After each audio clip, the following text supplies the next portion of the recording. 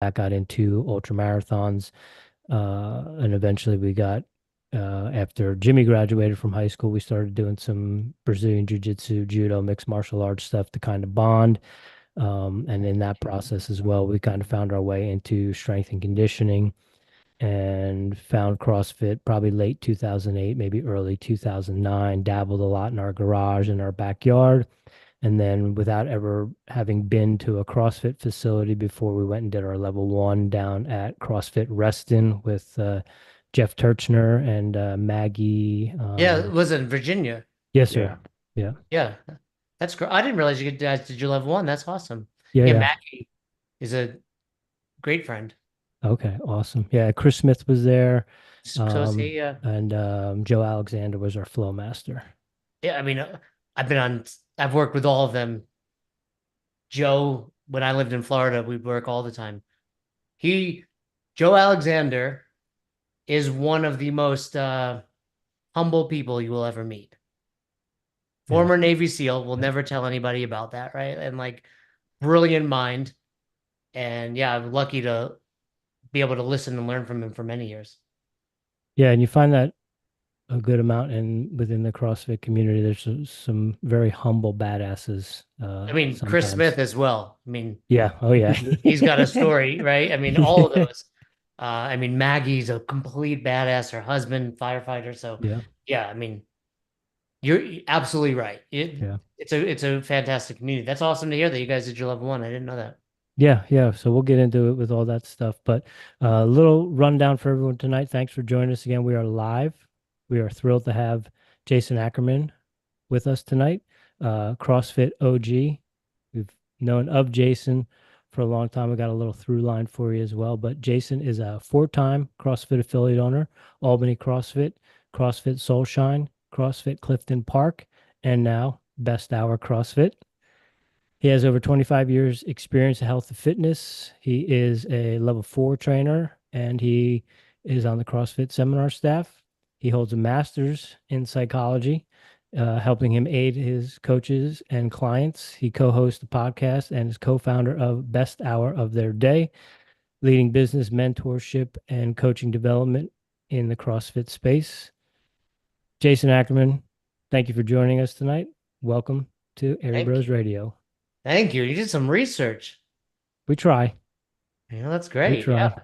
I was like, as you're saying that, I was like, if you condense all of my accomplishments into about 15 seconds, it sounds super impressive. Over 46 years, not as impressive, but in 30 seconds, it's Yeah. great. I'm the same way, and that's stretched over 48 years. So, I like it. I like it.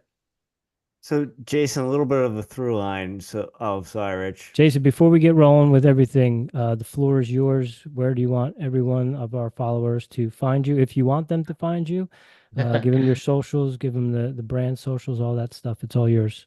Cool.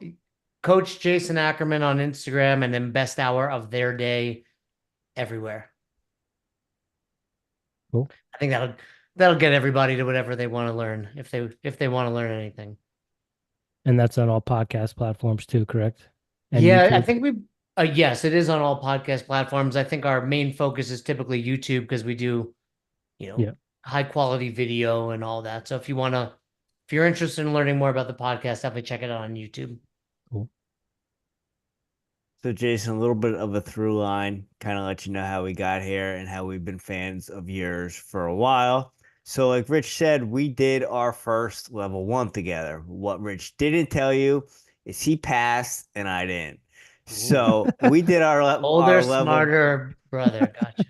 No learning disabilities over there. Your boy's got a reading issue.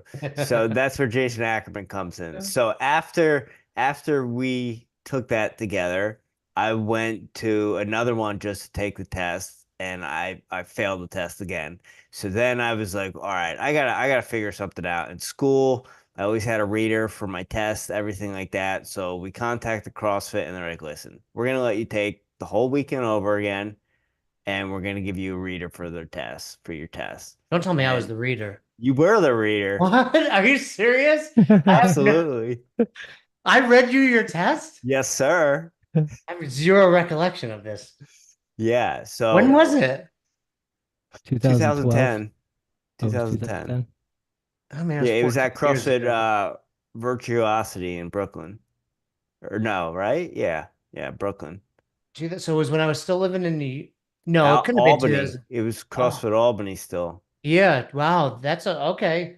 That's Keith's box, Keith Wittenstein Yep. at the Yeah, so time. you know what? It was 2000, it was the fall of 2009 or no, it was 10. I think it was 10. It was either 2009, 2010. I think it was 10. Wow. Okay. So, okay. That makes sense. I don't remember. It was a long time ago. Yeah, Mhm. yeah, I don't And I've blame you. probably done that like a dozen times. Not Yeah, often, but, and did you pass? I did.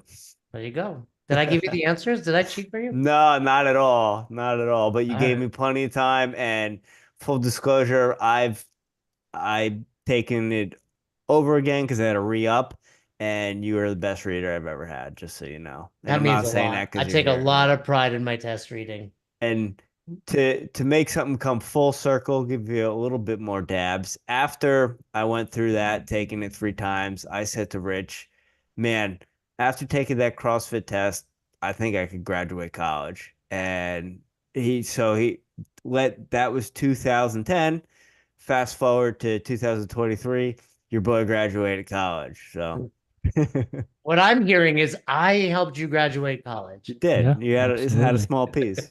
Absolutely. I had no idea. That's so cool. You guys, reached out on Instagram, and I thought it was completely just nutrition based. I was like, these guys posted something about nutrition and you're wrestling. I thought we were going to talk about that. This Yeah, is we're so gonna cool. get I into didn't have any it. idea about this. Yeah. This is like And this is your life, Jay. Like, are you gonna bring out my third grade t-shirt? Like my ex-girlfriend? Oh, that's great. well, to piggyback off of that, Jason, it was the spring of 2012, and we met at the CrossFit Regionals in Ohio. I was working for Life is Prescribed at the time, and we actually had a conversation, and I Me and thanked you? you. I thanked you for reading the test to my brother and helping him pass the level 1 seminar. And you probably bought a Life is Prescribed t-shirt. You guys are like you like catfished me. Like you brought me in, and I'm acting like I've never met either of you, and you're like Mhm. I've had massive impact, at Yeah. least on Jimmy's life. Yeah, for Um, sure. Life is RX. Yeah, I remember that. Yeah. I remember being at that regional because it was the only time I was at a regional in Ohio. I was, that was the year I think they did Diane. I believe so. Yeah. And I remember Dan Bailey did it in like 2 minutes. Yep. Uh, yeah, that was cool. I remember that. Right on. So, Jason, we talked. You've been in Colorado for a minute, and Jimmy and I have been out of Colorado for a minute, but we lived there for a good deal of time. So when we have our Colorado friends on, we like to go through a couple quick little icebreakers, little rapid fire, Colorado centric for you. See I'll how do my how best. how I how don't much leave the time you house put very in. often. You don't leave the house. Do you own a Melanzana hoodie? I do not. Okay. I don't even know what that is. Okay. Okay. It's a company that make hoodies out of microfiber fleece out of Leadville, Colorado. They're hand sewn in Leadville, Colorado. They're pretty popular. I should get one. Melanzama. What is it? Melanzana. Melanzana. Yeah, it's Melanzana. All right, I'll mhm. buy a hoodie. Okay. Whiskey or craft beer? I honestly don't. I Neither. rarely drink. Okay. It's been like I don't like not drink like celebrate sobriety, but it's probably been like 5 years. Yeah. I mean, I've had like Understandable. my wife and I went out like a sip of champagne. Oh, and going back to what Jimmy was saying about optimizing, it's Yeah. simply you like lose 3 days of your life. Yep. Yep. I wish Yep. I could be drunk right now. I would do shots of tequila, but it's like I just don't recover the way I used I to. hear you. Sleep is such a high priority that even just having one beverage just wreaks havoc the night of That's it. what did it. I was wearing a Whoop and I noticed, hey, every time I have a drink, I don't sleep well, even one drink. Yeah. That said, it would be whiskey. It would certainly be whiskey. Um, because beer would not only make me not sleep well, I'd probably have diarrhea. Okay. So there you go. Ski or snowboard? Man, I'm like not doing any of the Colorado things, but I'll give you the quick story. Is it okay to expand or do I have to be real? Yes, absolutely. No, no. last ski run I did was 2004 at Jiminy Peak in New York. You guys know Mhm. it? Yep. Broke my leg. Oh yeah, that'll do That's the it. last time I skied. Last run ever. Come down on one. I'm like the idiot on the snowmobile coming down. And this coming winter will be my first year again because my wife loves to snowboard and she wants our kids to do it. So I was like, I got to do this again. So I bought all the gear, rented both snowboard and skis. I want to snowboard, but I'm afraid the learning curve is going to be super steep and I'm going to revert to skiing. Okay. Do What do us you a guys? favor, just don't go to Vail. Yeah, we don't. We went to well, I say we went to Aspen. My wife did. That was what did the trick. She's like, meet me at the top of the mountain. So I go up to the top in Aspen. I'm like, oh, this is not New York. No. Like New York, I'm like, it's cold, it's icy, Yep. it's gray. I was like, there's like 5 different restaurants over here, Yeah. and I'm in a t-shirt. I was like, I'll do this again. Yep. So we'll go to like Winter Park a lot, and then she Okay. goes to Eldora Yep. a bit. So it'll be Cool. fun. What do you guys think? Should I snowboard or should I ski? I grew up a skier, so So did I I, say but ski. that's because we're older, right? Like Yeah.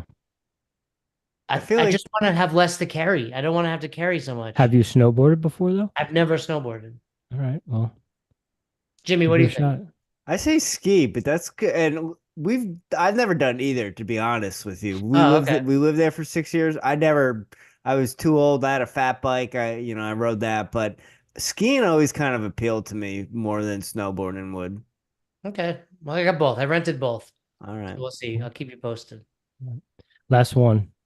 Have you done a 14er? I've not. I've Okay. not. Man, I do zero Colorado things. I don't even have a hoodie.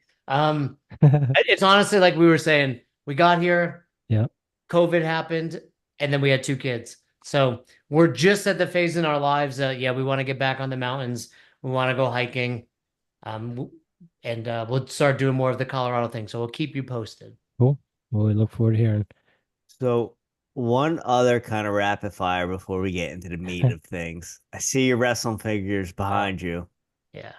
Who's your favorite wrestler? Do you still watch? Well, if that wasn't blurry, it would be very obvious who my favorite wrestler is. But I'll grab one for you. They're all so organized. I don't want to mess them up, but I get it. they're all Macho Man. I would say Okay. all. They're Oh, mostly yeah. Macho Man. There's a couple Warriors, but I've got like every Macho Man figure ever released. I got Ric Flair right here. Woo. Exactly. That was a COVID thing. I was like, I need something to do. And I started just like going down a rabbit hole of figures. So they're on this wall as well. I don't, I'll watch like WrestleMania and the Royal Rumble. When it came back on streaming, it was like, this is fun again. All I right. don't watch it like every Monday and Friday, whatever days it's on, but I keep my toe dipped in the water and man, it's just super nostalgic. It brings me back to, my childhood. All right. Respect. I am a huge pro wrestling nerd. I still watch. Still So watch it all? no, I still watch. Yeah, yeah, yeah. Like I can probably converse with you enough. Like I know enough about what's going on. Like I know SummerSlam is, This weekend. and yeah, CM Punk and Drew McIntyre, but Yeah. I don't like get too deep into the weeds with it. But I'll watch every UFC card. All right. But like if I was like, hey honey, I'm also gonna start watching every wrestling card, she'd be like, no, this is not what I Too signed up much. for. Yeah. When it's on Netflix, I'll probably watch more. All right. Yeah. It'll be It's easier. convenient. Yeah. Yeah. Cool. So, Who's your Jason, favorite? we're going down a wormhole. You're I would you're say, young. Wait, let me guess. You're young. You're what? You're 48 and you said you're 11, so you're 37. yeah. You're like you probably caught the end of the Attitude Era, probably like Ruthless Aggression. You're probably like a John Cena guy. Stop. Stop it. Bret Hart. Re- I was Oh, gonna you're say older Gold than Dust. Gold. Come on. What? Bret Hart. So you were watching still in the 90s, I guess? Yeah. I mean, so I'll Rich let being, you. Go ahead. Yeah, I'm listening. Rich being 11 years older than me and all my cousins being older than me. There you go. This is a prototype. You can't see because it's blurry. He's got no face. All right. It's Is it like the bendy? He-Man one. No, it's Yeah. a somebody Yeah. actually when I started collecting, like you meet some people on like Facebook and he just sent me this good dude. His name there you can see it now. Yeah. It's probably our cousin. Joel's name's Joel, but yeah. Oh. But anyway, you started watching because of Rich? Well, no, Rich. So, being wrestlers, we really weren't allowed to watch in our Yeah. house, but I had older cousins, so that kind of was my kind of through line. But once I got into middle school, my dad sat me down and he's like, "You do the real thing. You can't be watching this stuff." So I used to have to like sneak it. And then I got to somewhere in like my 20s where I was like, I can watch wrestling and no one Yeah, could I'm an tell me adult. no. Yeah. Yeah. Yeah, I think like every child, like I watched it, and then there was like same as you, not because my parents didn't let me, but like high school, you're just busy. And then I get to college, and it was like NWO, and it was like what you saw like on TV, like college kids partying every Monday, and that got me back into it. And then I graduated college and became more of an adult, and like fell out of it. And then it was when WWE had their streaming thing, I was like, oh, I'll watch this WrestleMania, and then I kind of like fell back into it. Now you have a collection. Now I have a yeah, yes, That's yes. awesome. So So, oh, go ahead, go, Jim. Rich, go. I'm sorry. Well, I was gonna say, Jason, so you've been in CrossFit for a very, very long time, but also like Jimmy and I, you were a former wrestler. You've also had some jujitsu experience. We've had people like Bill Grundler on. Oh yeah, Uh, Bill's awesome. mhm. We had RC LaHaye on, who is the head wrestling coach at Lander University. He's also a CrossFitter. He's done the Open for the last 5 years, I believe, Oh, and nice. he has his athletes doing CrossFit. He finally bridged the gap with the strength and conditioning coach there, got him on board. So they do. So perfect for wrestling. And so that's what we wanted to start this off with in terms of your ideal. If you could go back, knowing what you know now, to your 88-pound freshman self, Oh man, how would there's you so coach? much. Like How would you're you at coach like that kid? so much, but I mean, I think like broadly speaking, nutrition would be the first thing. I'm like, hey, we can't do this eat, don't eat thing. Like, let's keep track, let's be dialed in, let's fuel yourself. And then, yeah, the way you would train. I mean, at that point, I wasn't doing any training. And then when I started, it was, chest tries, back buys type stuff. But I would certainly be lifting and doing CrossFit. It's certainly off season. And then, during the season, focus on your wrestling with lighter loads and still keep that cardio up. But the number one thing was, nutrition. I started high school in 92, I want to say, and to no fault of my coach, he just didn't know anything. And then I'm listening to Pete Salazzo, the 98 pounder, telling me how to cut weight, and he's like a 10th grader. He doesn't know anything, right? So, yeah, I would just help wrestlers better understand nutrition. What did you guys wrestle in New Jersey? Yes, Yeah. sir. What weight classes? Like how light were you guys? I wrestled 103 pounds my senior year. Yeah, And so we're Jimmy the wrestled. same. I was, 91 pounds, not my senior year, but I would go up to like 119 my senior year, Yeah. even though I was lighter. And what about you, Jimmy? I wrestled 112 my senior year. I was a little bit in between 3 and 12, and but I was too big for 3. Um, but part of it too was we ran. Like Rich said, we were runners.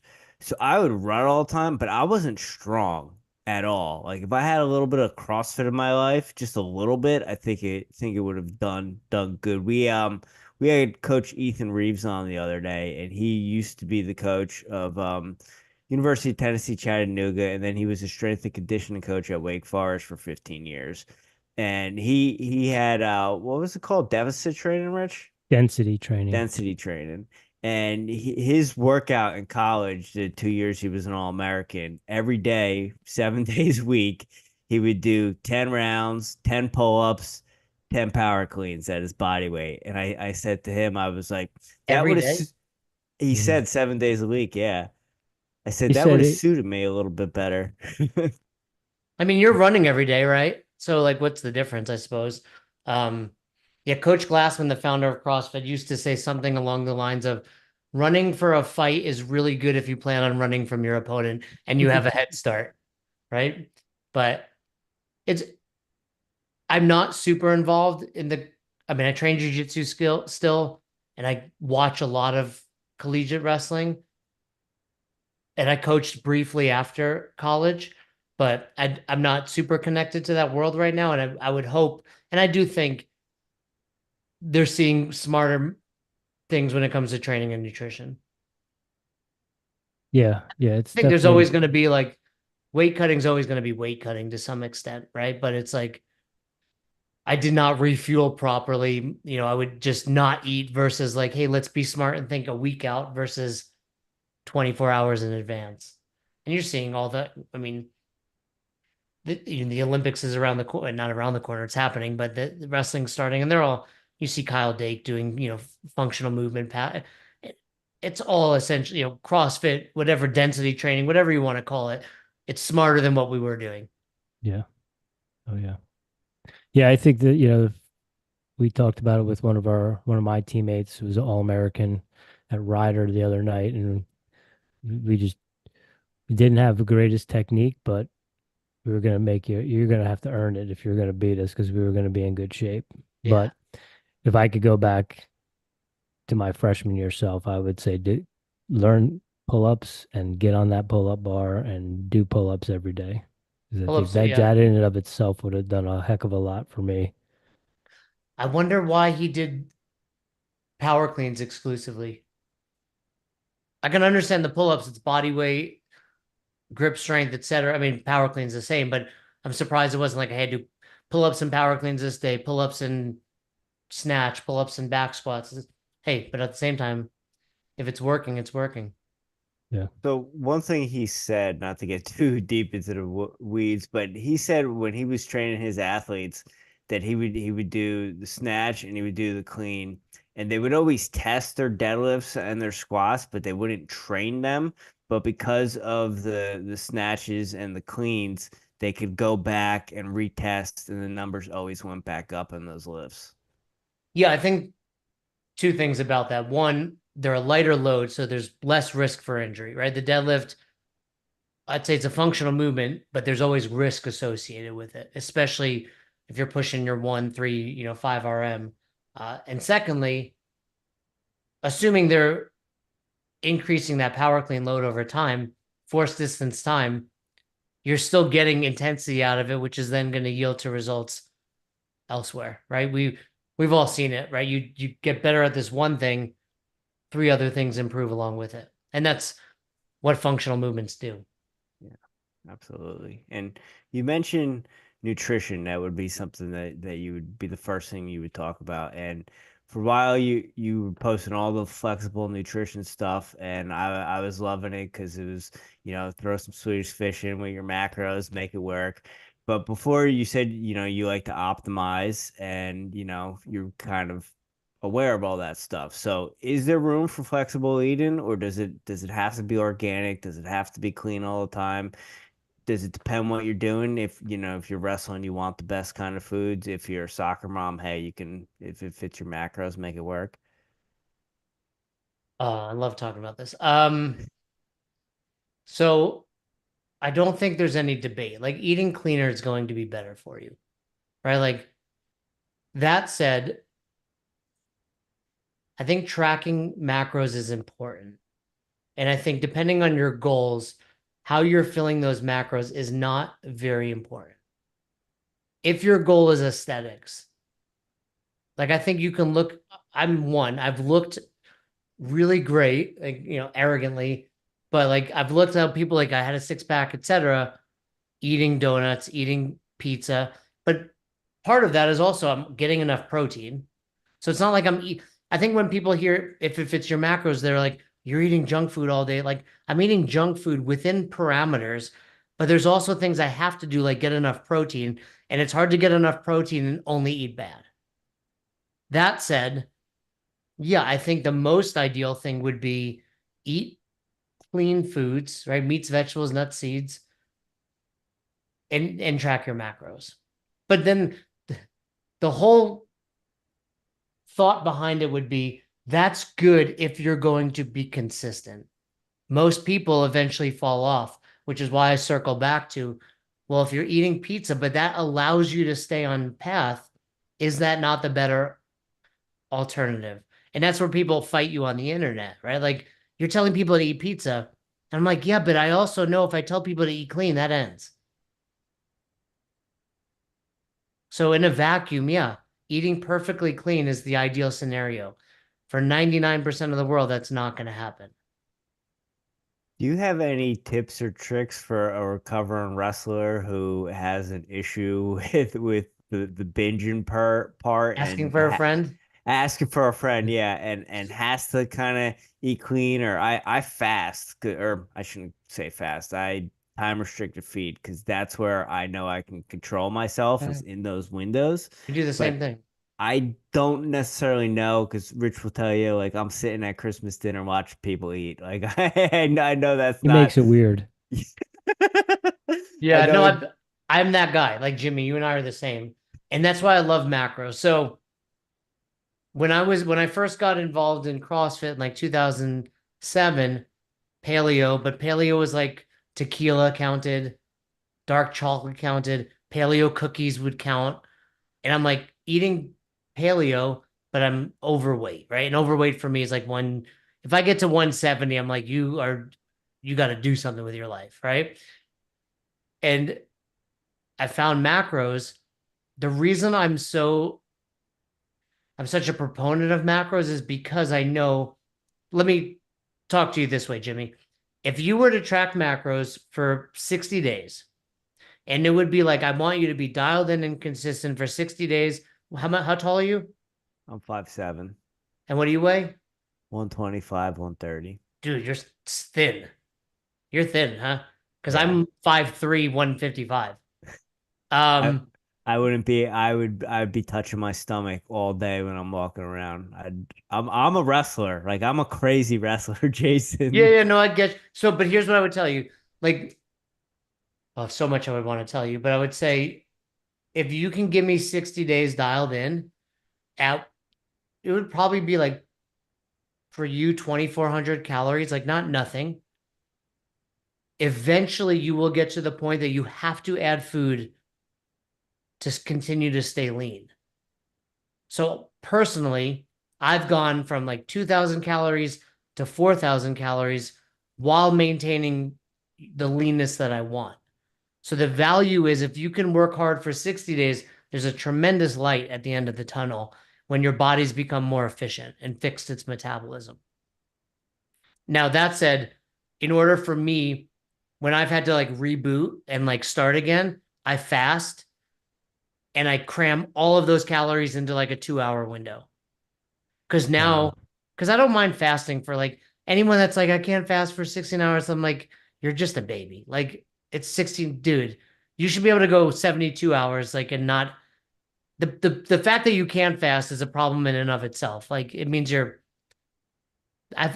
my opinion, I think it's a little mentally weak. Like you should be able to not eat for a day. But if you, and then for me, I'm like, that's no problem. And I get to eat so much food in 2 hours that I feel really full and satisfied. And then I get to that point, and that point looks like I wake up way more hungry than I had in the past. The scale starts to creep back up, and you actually need to eat more to to help. You should try it You got me intrigued. I'm about to go to Europe when you're back. for 21 days, so I might have to do that when I get back. But Yeah, I hit me might. up when you're back. I'm happy to set you up. It's funny because I don't really coach nutrition anymore. And like we were talking, COVID happened. I had two kids and I got lazy and wasn't tracking and kind of like, I was like doing like a little carnivore, but for me, gray doesn't work. Like it's like I need complete black and white, which is another reason I like tracking. It's to me very Jocko-esque of like discipline equals freedom. Like, cool. Like you might think this is rigid that I track, but that's freedom for me. I know what I can eat and I'm good. Like I don't have any questions about it. So I'm pointing at my phone because I do it all, on MyFitnessPal. And so I got like and I hit 170. And that was the moment where I was like, I think we all have that threshold where you look in the mirror. I don't think everybody does, but I think some of us do. And I was like, okay, you're fat. Like, you need to do something with your life. And I was like, well, macros work. So I got back on it, 2,000 calories. Like, I knew enough to set my numbers, fasted again. And I went from 170 down to like 145, shredded, had to start adding more. And it was at that time, I'm showing up at jujitsu, and all of a sudden people are like, what are you doing? And I would just like, I have a book, but I just give, like, I don't have physical, like, I have an e-version of it, which I'm happy to send you guys. And I'm like, hey, read this. And I've had like 5 people at the jujitsu school like do it. And it's just awesome to see like they're it works.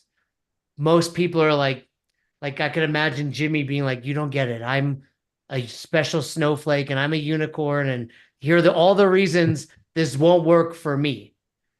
And I'm like, cool, like you can be right. Like you're a unicorn, or you can do this thing and see if it works for you. Because by the way, it's worked for everyone on this planet that I know that's done it. So yeah, when you're back, we'll get you up to 135. Ooh, I like that. Chase, I'm curious, what are the what are the similarities and or differences, and maybe there's a lot of each, between flexible eating and say like zone? Between those two specifically, the main difference is when you think flexible eating, you essentially have a budget of macronutrients, protein, carbohydrates, and fats. And at the end of the day, you hit those. Now, that's assuming like Jimmy, we can hit those all in 2 hours. We can spread them out throughout the day. There are things that are going to be better for you. But again, my philosophy is the best thing for you is you doing this again tomorrow. Yeah. And the more rules we apply to that, it's like Jimmy in wrestling. Like dad doesn't let you watch wrestling. I'm going to sneak it over here. Right. And it's the same thing. Like I want to set you up to be able to do this tomorrow. The zone is a block system. You guys took your level 1. You remember it's a block system, but you have to eat protein, carbohydrates, and fat in every meal. The benefit to that is hormonally, you're not getting these massive insulin or glucagon spikes throughout the day. The challenge to that is you have to eat more frequently if that doesn't work for you, and you have to really measure every meal individually. Pros and cons. Yeah. I think as someone that's done both, I know when I hit my macros, I try to get a nice balance at every meal, but I don't put a ton of effort into that. More importantly, I get the numbers by the end of the day. Okay. Cool. I've been messing with EC's 800-gram I challenge do as that of as late. well. EC's, Yeah. I try to get 800 grams of fruits and vegetables, mostly fruit. I've kind of steered away from vegetables. But yeah, EC and I have done, when we work together many times, and she's a good friend. And I think that's a great philosophy, whether you're tracking or in life, like get more fruits and vegetables in. Yeah. Yeah, because we talked to her about carnivore, and her clip got a lot of hits on there's a lot of angry people on YouTube about her stance on the carnivore. I'm assuming she rejected it. And I think as someone that was really into carnivore, and I still believe in it for many reasons, but I do think carnivore with some fruit is probably a better alternative. Yeah. Yeah.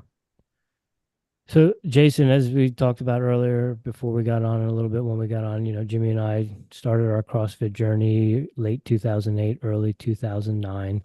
And I think one, we kind of got into it for to be better coaches, for coaching sports specific stuff like wrestling and cross country and track and field. There's probably also a little bit of us for a small, brief point that thought we were going to be the next Chris Spielers. But I think Chris Wheeler weighs more than 125. Yeah. I was like 142 back then. I was heavier for sure. All right. He's tiny. um, He's smaller than me. Yeah. yeah. But I think Jimmy and I, we work well together, and we've kind of in the beginning had this dream of, running an affiliate like a lot of people did. And that life happens, things go, Jimmy goes back to school, a lot of different things. But in getting ready for this, we both watched your Winners Win Oh, thanks. seminar that you did. It's up on Yeah, Best in Hour of Our Ohio. Day. Yeah. And we both kind of had a brief exchange back and forth the other day talking about it. And it was like, man, I think we need to start thinking about an affiliate again. Really? So you've never owned one? No, Only we've Where would work. you do it though if you don't live near each other? well, I mean, that's all part of our 12-month plan of reuniting again, like Voltron. Oh, nice. So like two of you, isn't there five in Voltron? Yeah. Um, yeah, I think that's great. I think that's fantastic. I'm glad Yeah. that that speech inspired you to do that. Yeah, I know. I mean, it's because we often talk, we've worked in multiple affiliates around the country from East Coast to West Coast and in between, and we always go back and forth about, man, this could be better, this could be better. But some of the gold that you dropped in there, just little things about, one that really stood out to me was making your members ambassadors and helping you build the business with new clients. I thought that that was amazing, and that was something that we had never discussed, but just everything in that just really resonated with us, and just the mindset of the wrestling mindset, the athlete mindset, and kind of taking that approach into being a successful business owner. Yeah, I love it. I'm excited that you guys are considering it. And how much of your wrestling mentality has contributed to your success in the space? I mean, I think when it comes down to it, all of it. Like there's something you cannot understand if you didn't grow up wrestling. From a work ethic perspective, from a get what you earn perspective, from just a willingness to I always think about it, I'm like, how crazy is it? Like the expectations we put on 14-year to 18-year-old boys. It's like a pretty I unwind a lot. I sit down at night and kind of just unpack things in my head. And one of the things I've unpacked recently is like, oh, like probably much like you growing up in Jersey in the 90s, like my parents were never like, hey, son, how are you feeling? Right? Like, did your parents ever do that? They still don't. Exactly. Exactly. Like a little bit more these days. But it's funny. My wife and I do a monthly counseling session, right? No matter what's going on, like it's I think it's very valuable. Like I like to have a coach in every aspect of my life, and the relationship is one. And the very first call we had, my the counselor, her name's Jane's going on with my wife Roz about talking about emotions, and she's like, Jason, and you, when you were a kid, and I was like, okay, we didn't do that, and she was like, no, but when you did, I was like, no, zero, never. I was like, breakups. But I think about wrestling, I was like, after a loss, like no one was like, not even my coach, right? It was never like, how you feeling?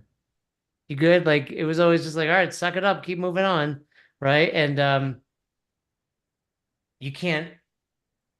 That's like invaluable because even in my 40s, it's like when life comes at you, you're like, all right, we got to still go.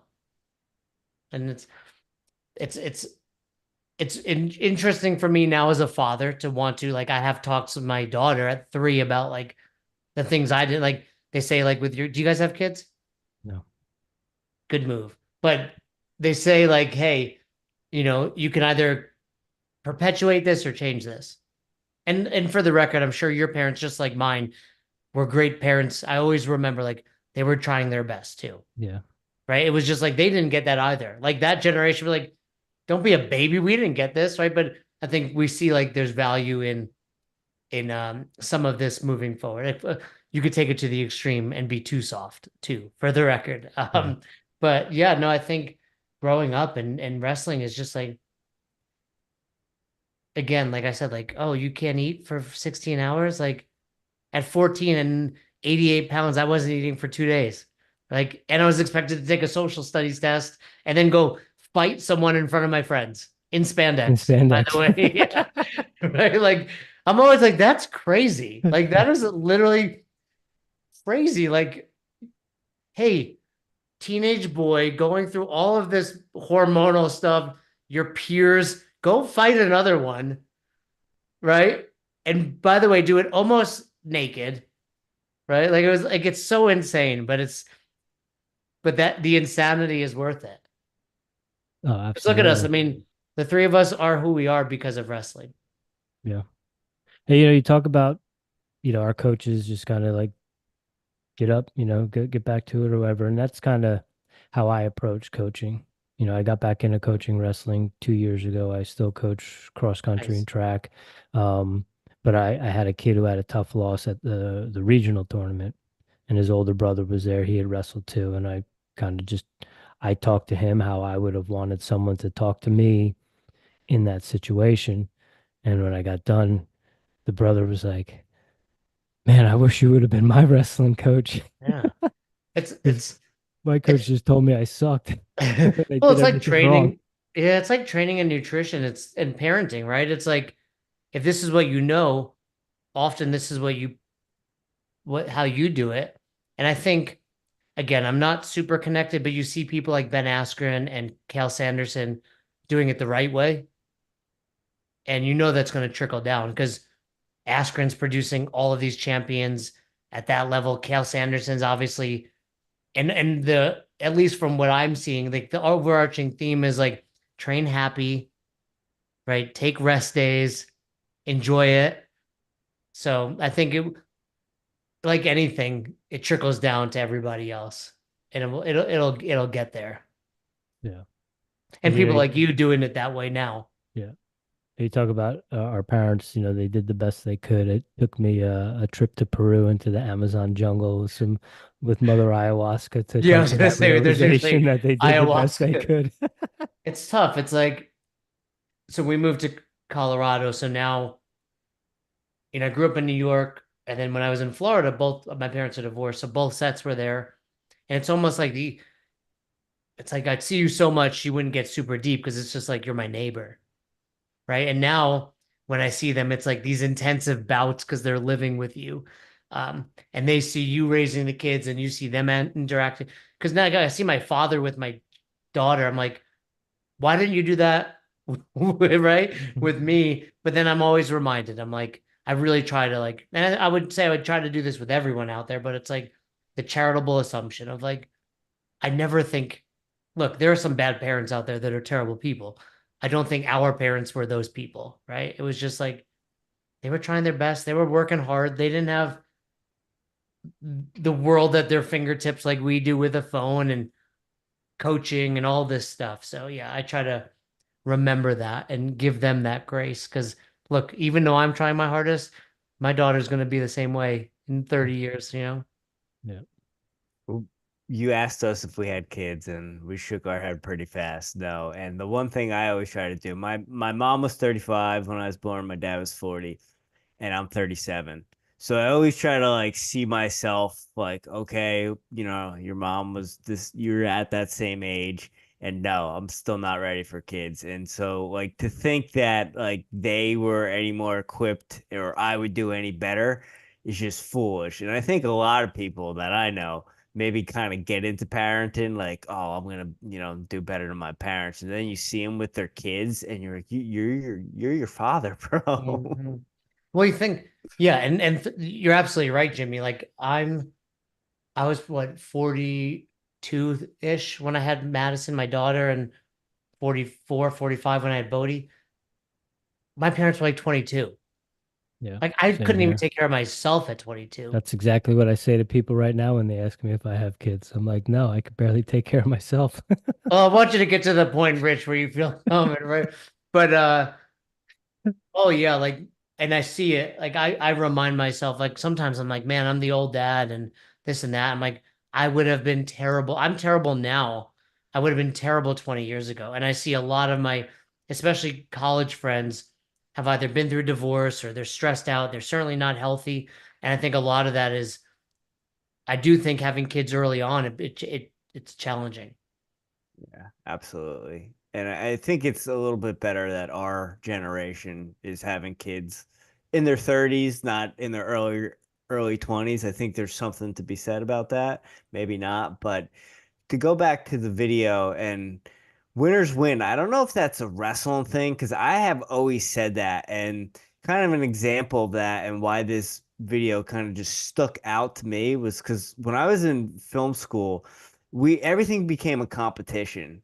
And I didn't necessarily think that I was the best filmmaker or the best writer. But when you put it into like a competition, I know I'd always say to my buddy, like, oh, winners win. Like I'm gonna figure out a way. And I'd always like figure out a way to, be the top because it's winners win. So I could definitely relate to that. And one thing you said in winners win is when you took your level two, Nicole Carroll said to you, people like you, but you're a horrible coach or you're not a good coach. Yeah. And the one thing I say to Rich about all the red shirts is you never meet a stranger.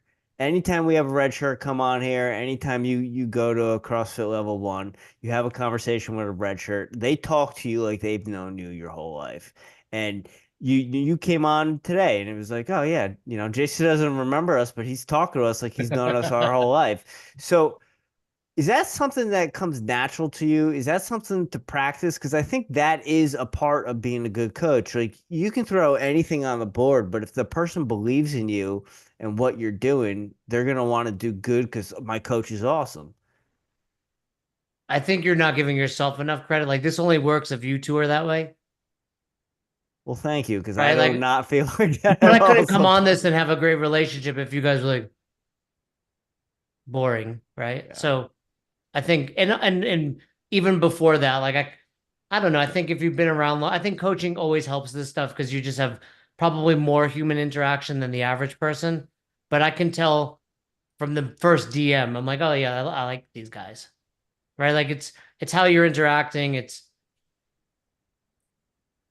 I think I'm always, as someone that runs a podcast, there's two types of people. There's like, hey, I want you to come on the show. Cool. When is it? Sign me up. Then there's the person that's like, cool, send me the list of questions you're going to ask me. And I'm like, I already know this is, I mean, you're going to be a pain in my ass. Right. Like, and I could tell from you guys, it was like, you weren't belaboring it. You hit me up yesterday as a reminder. I purposely responded because so you knew I wasn't going to ghost you. Right. Like, cause I know on your hand, I was like, shoot, is he going to be there at 4 o'clock tomorrow? So I think, yeah, coaching is just, I've had far more human interaction than the average person. That's coaching is like, it doesn't matter if you're coaching wrestling, track, film, CrossFit. It's just interacting with other people. And like Rich said at the beginning of this, you've you've started 4 CrossFits, you've sold 3 of them, and I've heard some pretty good numbers on those. I've even heard Greg Glassman talking about it on Savon's podcast. Oh, did And yeah, I think I'd seen that. That's cool. Yeah. yeah, and I feel like, do you feel like that can still happen? Obviously, you got best hour of their day. You teach people how to run affiliates and make money from it. Do you feel like someone can today start a CrossFit and in a couple of years be able to sell it and make some money from it? And not to make it too long of a question, what do you sell when you sell CrossFit? Because sometimes Rich and I always hear when people are selling their CrossFit and they're asking for certain prices, like, what do you sell in some equipment? Like, what do you create that someone wants to buy? Well, that's your first question is, can it happen? Yes and no. Most new affiliate owners are just trying to like put food on their table. So they're not thinking like, how do I sell this thing in 3 to 5 years? But I mean, we've had clients sell their affiliates in multiple hundreds of thousands. So it's 100% doable. The issue is most people, to your point of like, well, what am I buying? They're not setting that up. So when we talk about things like membership agreements and contracts, et cetera, like it's not because we want you to be a dictator as an owner. It's because we want you to be able to sell this down the road. Otherwise, you're essentially selling the equipment. Now, and to your point, The challenge is it's not a super high barrier to entry. So I moved to Florida and this one gym was like, "Hey, we want you to be a part owner or whatever, like buy in at this." It was like a ludicrous amount of money. And I was like, here's what you don't understand. For a fraction of that, I will open next door to you and completely put you out of business. Like, I don't want to do that, but you're so inept and delusional in the value of your thing here. You don't understand CrossFit because it's very different than many other business models. Like, I knew CrossFit doesn't have any non-competes. I can literally open next door to you, assuming the landlord would rent to another gym. Like, I don't, like, I can come in, it's capitalism. I can do classes when I want, charge when I want, etc. And by the way, I know I'm way better at you at the actual thing of coaching that everyone's going to eventually join my gym. Right. So it's like if you're going to sell your gym, it has to be so well functioning and turnkey that it doesn't make sense for someone to just open a new one. Because if that's what you two are looking at, like, oh, maybe we'll buy one in Carolina or we'll, go to Florida or go back to Denver, it would have to make sense. Otherwise, I'll just find a space and start from scratch, which often also involves less headaches, fixing all the problems of the previous owner. Do you think you need the CrossFit name? Can you do it as the Airey Bros Functional Fitness? I think you could certainly do it without the CrossFit name. I think two things. One, I know CrossFit's kind of like, how are you saying this is CrossFit, like it's functional movements and we're mixing them up. I do think there's something to be said about you either know you're doing CrossFit or you don't. Like there are functional fitness gyms that I don't think are actually doing CrossFit, right? They're either uh, periodizing or they're running on a linear. Like it's a little different. It's not constantly very functional movements at high intensity. So my question is always like, if you're doing CrossFit, you should pay for it. And even at the new price point of $4,500, it's a steal. And where people get it wrong is like, what's CrossFit doing for me? Nothing. You're paying a licensing fee. Like, that's all you're doing. You signed a contract that said we get to use the name CrossFit in this, and in return, we pay you $4,500. There's a few other things they give you, like some toolkits and other things, but they're not putting commercials out unless they want, like all these things they can do, but they're like, what are they doing for me? It's like they're doing exactly what they said they would do, letting you license the name CrossFit. That said, for $4,500, my belief is it will get you a minimum of 3 members a year. Just using that name, assuming you charge $150 or more, that more than covers the cost of it. Not to mention that's compounding, right? Those 3 members stay next year, but you gain it more than pays for itself. What are your thoughts on the current state of CrossFit? I think it's still growing. I think there's obviously been hiccups. The Glassman tweet, 4 or 5 years ago was not ideal, but it's like you can't hate a man that you loved for the same reasons. Like the tweet he put out, offensive, whatever you believe about it, like that's who Greg was. He's an outspoken guy and he's going to say crazy things. And then, the whole now it's all venture capitalism and people are getting mad because they're trying to bring, expenses down, look more. That's exactly what they should be doing. But CrossFit still works.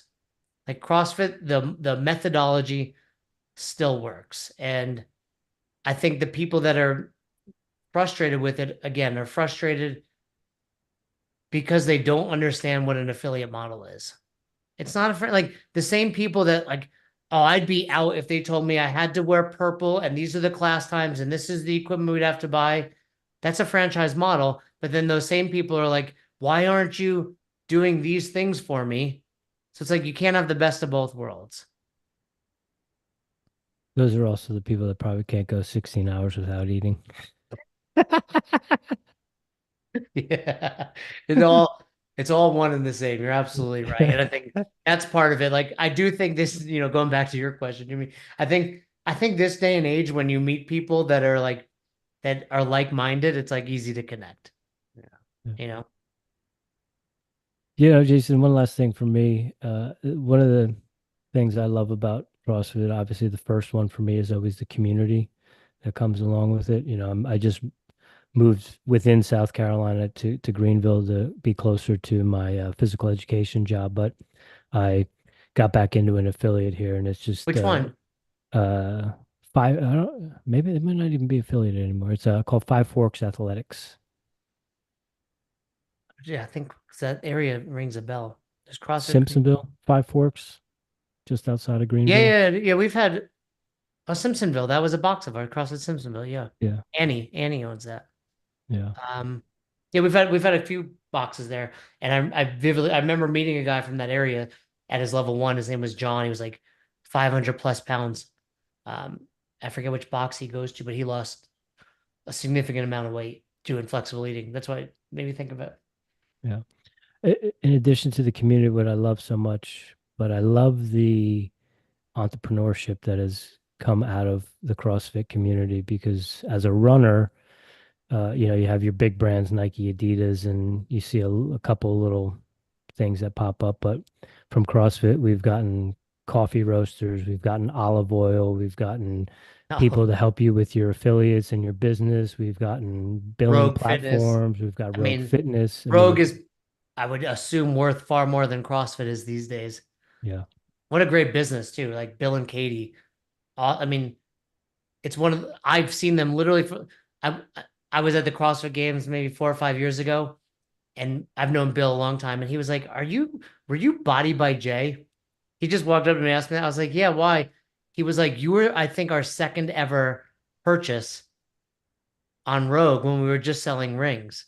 And seeing that evolution to where they are now. And it's no different than what we've been talking about. Like those two are crazy hard workers that do to this day, whether I see them or not at the games, every year a green 25-pound bumper plate shows up at my house. Every year for the last the gym best hour cross was like the door next to my office here. And there's just a stack of green bumper plates.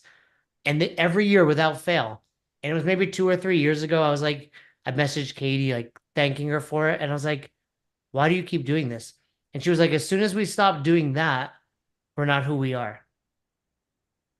Right. And it's no different, right? It's everything. It's like, yeah, those little small things that made you so great, you have to keep doing. And I'm sure now it's like they have it systematized. It's not Bill putting it in a box for Right. me, but it's like, it's the fact that it still happens every single year without fail. But it's also why I will continue to buy from Rogue, even though it's more expensive than other companies, because the product is better. I know if I have an issue, they're going to fix it, and I'd rather support good business. Yep. So, Jason, you just intrigued me with something, and I know you have a whole podcast and a whole business devoted to this, so you don't have to go too deep. Just give us a little bit of the sprinkles. But what are those little things as a CrossFit that you look for, or that someone could add to their game to make sure they're checking all those boxes as far as the green plate? Mm. It's it's tough. It's one of those things where I think I can't. I'm sure I could sit here and quantify it for you, but when you walk in, you know it, right? It's the little things. It's like I walked in and I was greeted by someone. It doesn't have to be the owner, but someone was like, whether it's if I'm a drop in, like, hey, welcome. If I'm a regular member, like, good to have you back. Um, it's all of the intangible things. And then of course, once I see a class, I know a lot more about the box. Just, I can look at the programming, all of those little things. Um, yeah, but it's a lot of just like you mentioned, whether it's ambassadors or a committed club, or are you reaching out to your members consistently? If I take a 4 o'clock class and at 5 o'clock the place is empty, I know a lot. If people won't leave because they're sitting around, like Rich said, the community, it's it's apparent. That's what's hard too. It's like we're really, we are trying to quantify that because I do think you can optimize and operationalize things like presence and attitude, right? Because like you said about coaching, it's like, is that a coach thing? Like you showed up, like what's presence and attitude? Well, you smiled. So can you smile? Like, can I see you? Let's practice that. And like, can you say someone's name 3 times in a row? Like, can you do that? Like, you can start to do those types of things, which you need to do if you want to grow a business, because everyone needs to be able to do it. Otherwise, you're the leader that can't leave the box. Final four, Rich. Let's do it. All right. Oh, one This is the thing big one, the final four. Okay, yeah. before we get to the final four, Jason. If there and we've been all over the place having a great conversation, a great time with you, but if there is something or anything that we haven't covered with anything that you've got going on with best hour of their day, floor is yours. When is it? Oh, this is live. Yeah. Well, one, we're going to be at the CrossFit Games next week. So if anyone is listening and watching, stop by the booth, just say hi, tell us you heard me on the podcast. And then I don't think we have anything specific in the works. I just think it's been a great conversation and something I hope most people, I assume the people that are listening are doing a lot of what we're talking about, but just, leaning into hard stuff, whether it's fatherhood, whether it's business, whether it's your own workouts, and yeah, that mindset of winners win, because I think it's easy. The people that don't succeed that we work with from a client perspective are the ones that never wind up taking ownership over, I was going to say their problems, but really their life. It's like, oh, that guy did that, and that box opened across the street, and that box charges less than us. Where it's like, no one cares, right? Like, that guy took me down. Get up and take him down, right? Like, same thing. Right on. Amen. Yeah. Jason, are you a coffee drinker? Yes. Is this How one of do the you, big four? Was this the big four? Yes. this is one of the yes. final four, yeah. Final four. How do you brew your coffee and how do you take it? Black the only way. But let me say this. One of our employees, he's a good friend of mine, Cody. He's a coffee connoisseur. I literally was on a call with him right before this because he made a huge sponsorship deal and we sent him this nice coffee package because he's a massive connoisseur. When I say package, it was like some new type of espresso thing that he squeezes. I don't know what it was. You know what I'm talking about? Are you guys big coffee? Yeah. Dabble. Somewhat. So anyway, I was like, man, I wish I loved coffee as much as you, but I just love drinking coffee. But I drink it black. But it could be, we have a coffee maker, we have an espresso, we have one of everything. And most days it's just the coffee machine because I can set it and it's ready when I wake up. Right Are you on. guys drinking black the only way? Yeah. Okay. Rich dabbles I with put other heavy stuff. cream in it. Heavy cream is like a good alternative. Do you ever do? Collagen too sometimes. Yeah, some collagen. You could do like the MCT stuff. Mhm.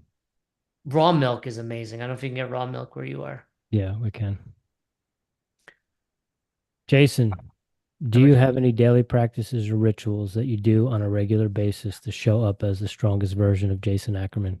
I've got way too many to dig into on this podcast, but let's see. If I had to name maybe one or two, it depends what you're considering rituals, like getting a good night's sleep. Is that a ritual? Yeah. But I try to do my cold plunge every day, sauna most days. Um, one thing I would say is broader than this. We talk a lot with our clients about values, like having your top 5. And I would say like my ritual is trying to live in alignment with those. Because it's like, cool, every decision's easy. Yeah. Jason, what are you listening to right now? Music, podcasts, audiobooks? Are you reading anything? Yes, nonstop. This book sits on my desk and I read some of it every day. It's called Meditations, Okay. Marcus Aurelius. So I, if I were listening to music, it would be Dave Matthews, but I find myself rarely listening to music because I consume a lot of a guy named Alex Hormozy. Mm-hmm. Are you familiar with him? Yes, sir. I listen to a lot because I think what he talks about is pretty spot on. when it comes to business. So he puts out enough content that essentially it keeps me fully occupied on walks, drives, etc. And then I'm currently listening to Robert Greene's 48 Laws of Power. Okay. Have you guys listened to that one? I have not. No. It's good. It's good. It's like you have to, it's a heavy listen, but I like that. And then I will say this. I try to read every night, mostly fiction just to like decompress. But every morning I wake up, go to the bathroom, sitting on the toilet, and I read a chapter of a book called The Daily Dad. It's by a guy named Ryan Holiday who writes a lot of the Stoic books, you know. Mm-hmm. But Yeah. it's like, you know, a passage every like today was August 1st, and you know, it's like a page and a half, perfect for the morning, perfect to like prepare me for war, waking up my toddler. And like I do like remind myself, I tell my wife this all the time. I'm like, when she puts my daughter to bed, I'm like, it's like you're going to war upstairs. Like that's how it feels to me. Like you're in battle and I'm down here like being lazy. But it just sets my mind right to take care of my kids. Yeah, it's a great book. He has one called The Daily Stoic as well. Yeah. Um, which I've read in the past. Jason, what's your walkout song when you're going to war? Ooh, that's great. It fluctuates all the time. No, I'll tell you this. Do you guys have this experience? There was a tournament. It was the Somers tournament in New York. And if you made the finals, they played We Will Rock You into We Are the Champions on the Okay. walk, right? All right. To this day, if that song comes on, I'm like sweating. Like I got that nervousness in my stomach. My wife's like, "What's happening? Like you're listening to Queen," and I'm like, "You don't get it. The spotlight used to come down in the Yep. finals." Yep. So anyway, that would be one. I would say if I had to give a song to, I listen to weird stuff, but when I say weird stuff like 80s rock, Mhm. uh, I really like this song by Imagine Dragons called Thunder. Have you heard Yeah. of it? Hmm. Yeah, it's just got a good beat. The Yeah. lyrics are kind of like talking about being an underdog. So it resonates with me. Like if I have to like get pumped up for a set or something, I'll put that song on. All right. I Right like on. that one. For me, it's whenever I hear Thunderstruck, it makes the hair on the back of my neck stand up. What was it? Was it a tournament or just No, we used to dressing room? our dual meets, our school, we had a spotlight for our dual Oh, meets. you did, yeah. And so a lot of times it was Back in Black or Hell's Bells. But then when Thunderstruck came out, that was like my junior year. Then we kind of switched over to that. So whenever that like guitar riff starts and the Hmm. you Yeah. just want to That's start a bouncing. that's a big one. When I coached, it was like 2000, 2001, and there was a Papa Roach, Last Resort. Yep. Yep. They used to play that. The kids would love it. And now it's still to this day reminds me of that. Did you guys have this? You might have it now, Rich, since you're coaching again. But when I wasn't wrestling, coaching weigh-ins, I would get like hungry, even though I wasn't cutting weight. Like it was just that Pavlov feeling. And I would crave, my mom used to make me when I would weigh-in days, peanut butter and banana on a bagel. And I would like crave it all these years later, just because that Pavlovian Hmm. thing. So Well, is now they have to weigh in with their singlets on. that's new. Yeah. And so my big thing was because obviously you got, even if it's a couple ounces or whatever, you've still Yeah, got added weight. And I'd be like, make sure you have your socks off. Make sure you have your socks off. And then inevitably, there's always one or two knuckleheads that still get on the scale with their yeah, socks on. And one of them's like a tenth a pound over or whatever. And it's like, dude, what do you yeah. You got light as a feather. listen? Light as a feather. Yeah. Blow your air out. Think Just light, get be that. light. It just has to crack still, right? The scale. Yeah. Yeah, it's always like I remember when you're coaching, it's a different perspective, right? But you're like, take your underwear off, dude. And they're like, what?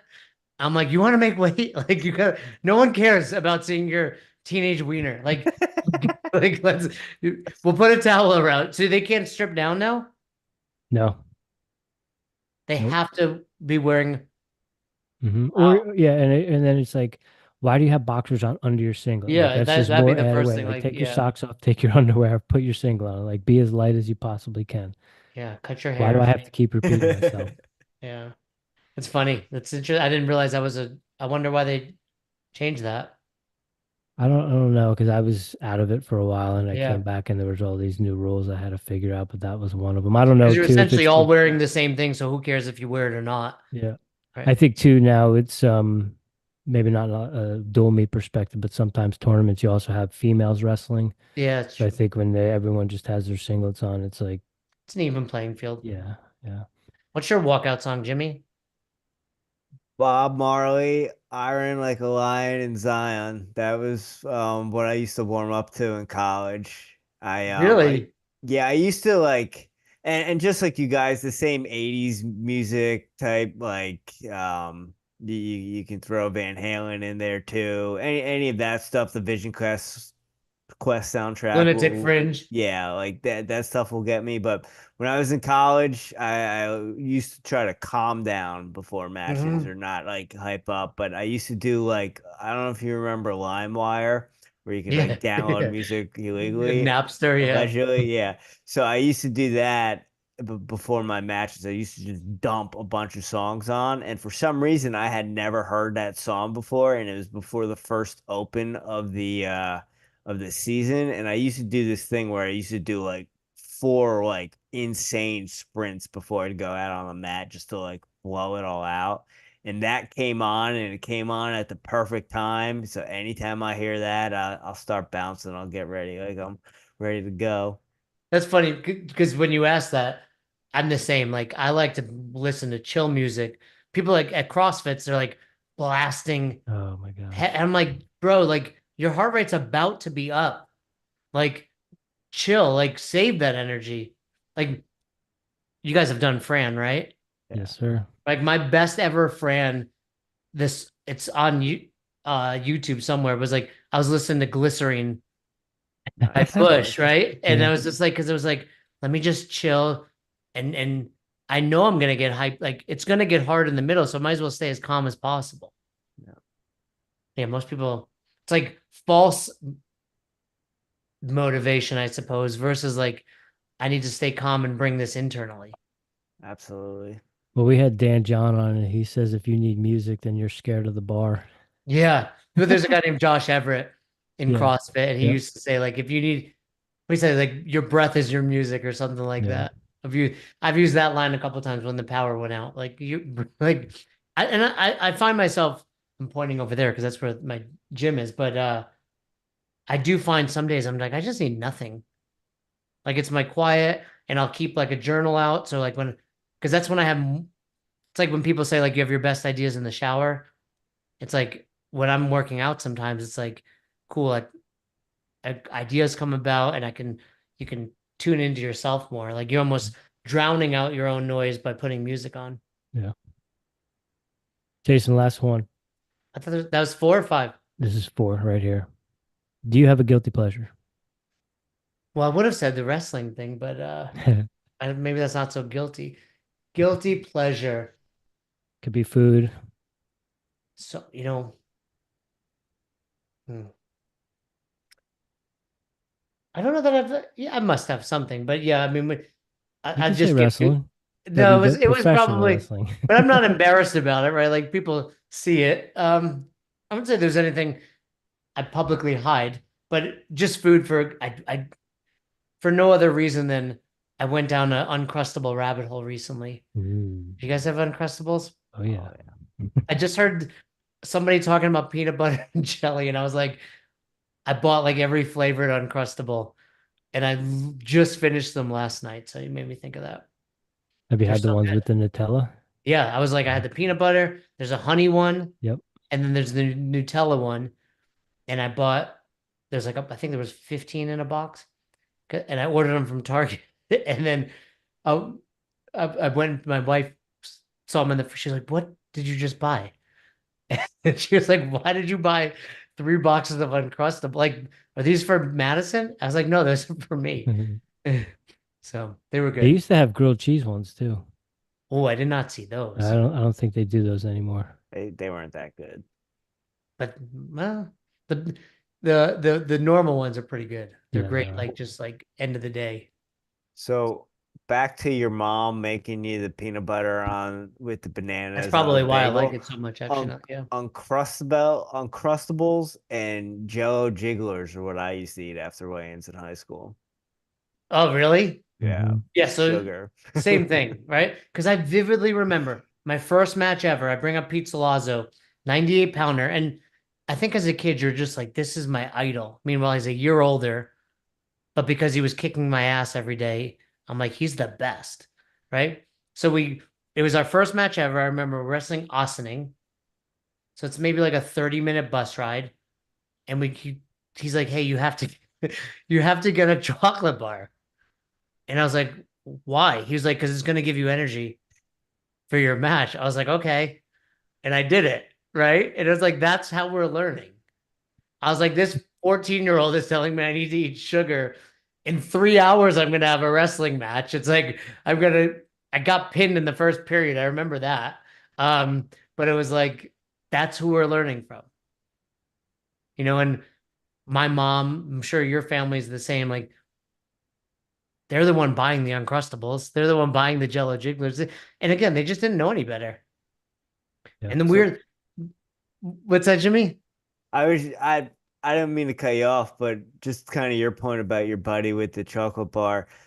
So I thought the Jello Jigglers and the Uncrustables, I thought that was healthy, right? I thought that Yeah. was like good. The first time I ever wrestled and my dad or Rich weren't there to tell me what to eat was in national duels, and I got a gallon of Hawaiian Punch and a box of Cheez-Its, and I almost shit my pants every match, but I wrestled the best I ever wrestled.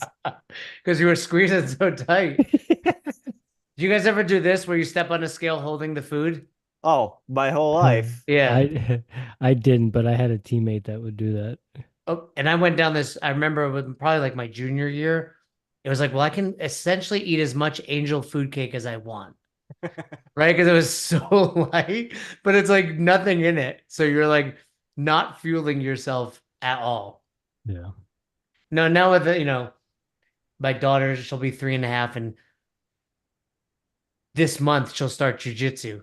Nice. Because you have to be 3.5, and it works out for her schedule. I'm like, okay, how do I not mess her up? Because I'm the same. It's like I think we all are. Like I'm a bit like people are like when I tell people like I can eat a lot, they're like I can eat a lot too. I'm like, no, no, no.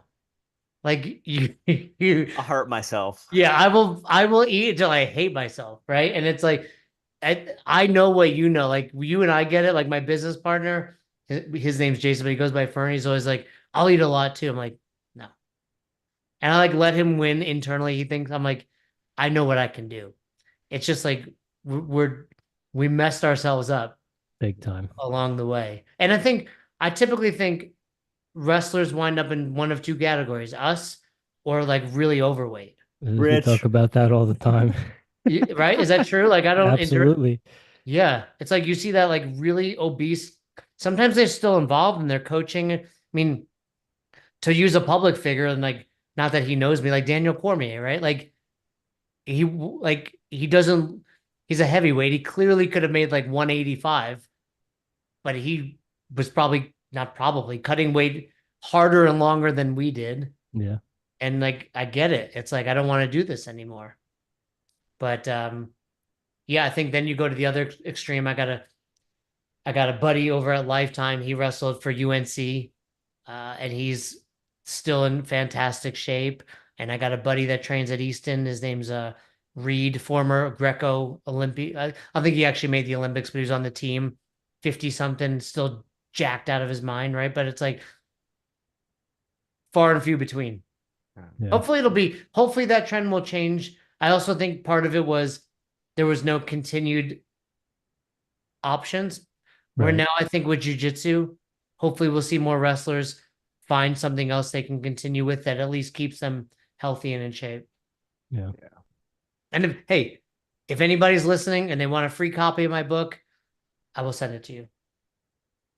If you're a Sweet. wrestler and you want to gain control, I would love to help.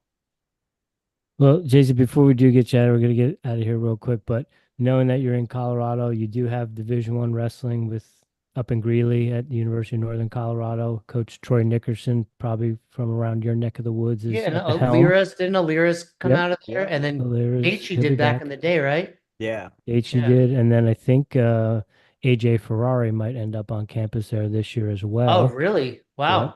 And That's then cool. also to your um to the west in Golden, you have Colorado School of Mines as a Division II program. So Jimmy Hmm. and I used to go check out the schedules and go check out some home matches. So if you've got nothing going on and you want to take in some college wrestling in Colorado, you can do that. Last thing I have for you, knowing that you still follow, what is the over under on the turnaround time of the Oklahoma State program now that David Taylor is at the helm? It's been so exciting, right? Yeah. I think you'll see a difference this year, but Yeah. I think it'll probably start to become competitive between them and Penn State, and maybe probably when he has like a full team of his um what's the word I'm looking for? Not Recruits, drafts, recruits, yeah. So what, 3 years? 3 years. Yeah, Yeah. that's what I was But thinking. that's so it's what's incredible is it's almost like a secret sauce that's getting released. That was so fun to watch. It's been really cool because, as you guys know, like when we graduated, it was really hard to keep up. Even the Olympics was like 2 in the morning, Yep. and then I remember every year, um, you like the weekend the Division I was on, Yep. right? But now it's like between Flow and the Big Ten Network, and it's like literally UFC and college wrestling and a little bit of WWE is people ask me about like basketball, but I'm like, I have no idea what's going on. My mom texted me yesterday. She's like, "How are the fires?" I was like, "What fires?" And she's like, "They're in Denver." And I was like, "I'll let you know if my house got." I have like no idea what's going on, but like I know what's going on in college That's wrestling. so funny because we used to get the same stuff, and my mom called and she said, "Are you close to the fires?" And I was like, "So close, I don't even know what you're talking about." Yeah. Well, and it's funny because all week I've been like, "Man, my lungs are. I gotta train or do something different." And then I was like, "Oh, there's probably smoke." Yeah. And she was like, "You." I said to her, "I was like, Mom, we literally never like that age has the news on." I was like, I never watch the news, and I know like social media you'll catch news here and there, but it's like I never purposely have the news on. She's like, you should probably turn the news on. I was like, what would that do? I was like, what would that like? It's like the same thing we've been talking about. Like, what would that do knowing there's fires in Denver? Like, if a fire is close enough that I have to evacuate, I'm gonna see my neighbors all leaving the house. At Yeah. that point, I'll start thinking what's going on. Yeah, That's they Jason, come funny. here and put the news on when they stay. I'm like, this is stressful. No wonder the world is stressed out. Yep. 100%. Do you have a team you root for? College wrestling? I, I don't, and I think not really. I mean, I don't root against Penn State. I appreciate what they're doing. But I don't have like a full team that I like. That's who I root for. I gotta think about that because I didn't go to a school that has a team anymore. Um, so I don't really have one. But maybe I'll check out Greeley. I'd like to have a local team. That'd be cool. Yeah, it's a Yeah, good time. they have a good turnout. Troy's done a good job building the fan base, and having a national champ helps. And he'll be back this year, and having AJ will be pretty. Huge. You never Yeah, know no, what you're gonna get. So